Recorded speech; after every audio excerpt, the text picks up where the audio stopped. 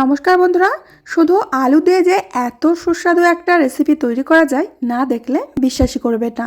রুটি, লুচি, পরোটা সব কিছুর সাথে খেতে দুর্দান্ত লাগবে। একেবারেই নিরামিষভাবে দেখাবো। আশা করছি আজকের রেসিপিটাও তোমাদের অনেক অনেক ভালো লাগবে। দারুণ স্বাদের এই রেসিপিটা তৈরি করার জন্য নিয়েছি আমি 4টি কাঁচা আলু। প্রথমে আলুগুলোর খোসা ছাড়িয়ে নিতে হবে।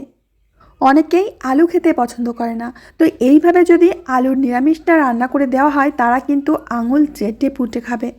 তো একে একে প্রত্যেকটা আলুর খোসা আমি ছাড়িয়ে নিয়েছি। এখন এই আলুগুলোকে দুই ভাগে ভাগ করে নিতে হবে। তো আমি একটা চাকু দিয়ে এইভাবে দুটো খণ্ডে ভাগ করে নিচ্ছি, যাতে আলুগুলো রান্না করতে আমাদের সুবিধা হয়। এবার গ্যাস ওভেনে একটা প্রেসার কুকার বসিয়ে দিচ্ছি। এখন এই প্রেসার কুকারের মধ্যে কেটে রাখা আলুগুলো দিয়ে দেব।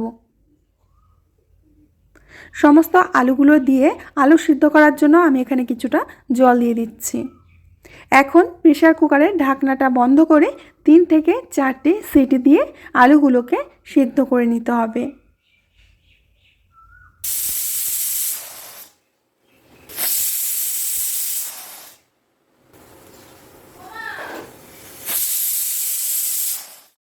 আলুগুলো সিদ্ধ বসিয়ে দিয়ে আমরা কিছু মশলা এখানে থেতো করে নেব। প্রথমে দিলাম ধনেপাতা, দিলাম 4 টুকরো আদা, দিয়ে দিচ্ছি কাঁচা লঙ্কা, আর দিয়ে দেবো 1 চামচ মতো কাঁচা জিরে। এখন সমস্ত কিছুকে খুব ভালো করে এইভাবে কুটে নিতে হবে।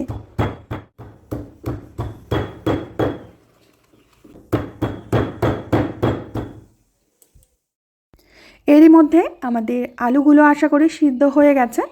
এখন প্রেসার কুকারে ঢাকনাটা খুলে নিচ্ছি।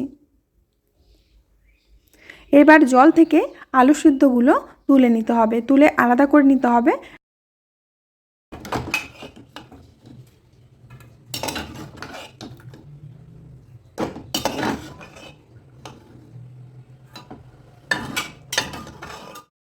গ্যাস ওভেনে একটা কড়াই বসিয়ে দিয়েছি। এই কড়ার মধ্যে দিয়ে দিচ্ছি পরিমাণ মতো সরষের তেল।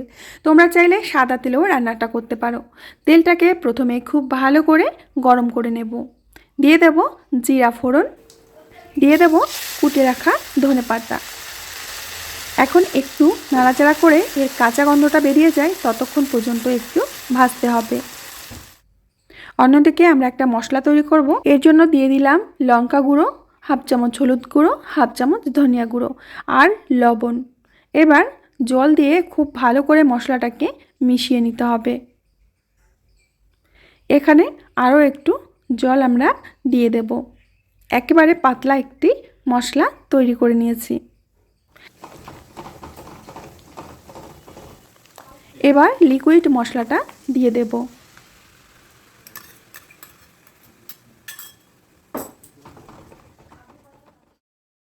2 থেকে 3 মিনিট এরকম মশলাটাকে কষে নিতে হবে।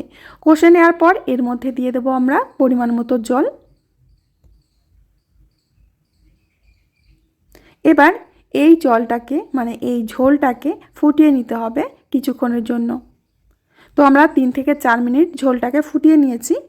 এদিকে আমাদের যে আলু সিদ্ধগুলো রয়েছে, এই সিদ্ধ আলু এইভাবে একটু ভেঙে ভেঙে নিতে হবে। গোটা আলু কিন্তু দেওয়া যাবে না।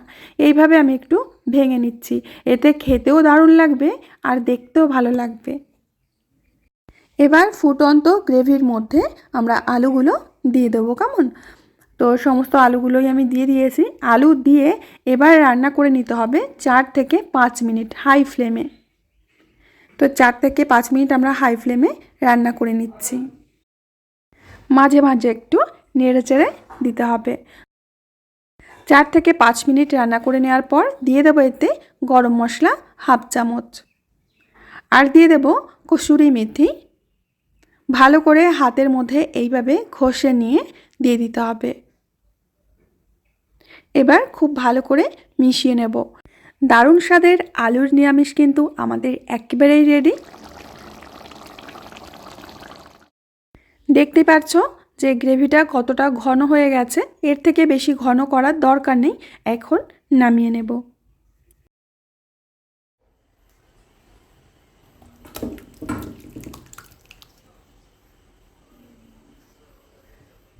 দেখেই বুঝতে পারছো যে রেসিপিটা দেখতে কতটা লোভনীয় হয়েছে আর খেতেও দারুণ লাগে।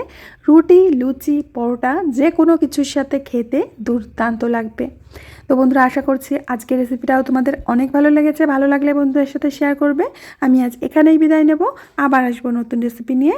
সবাই ভালো থেকো, সুস্থ থেকো, সকলকে সুস্থ রেখো।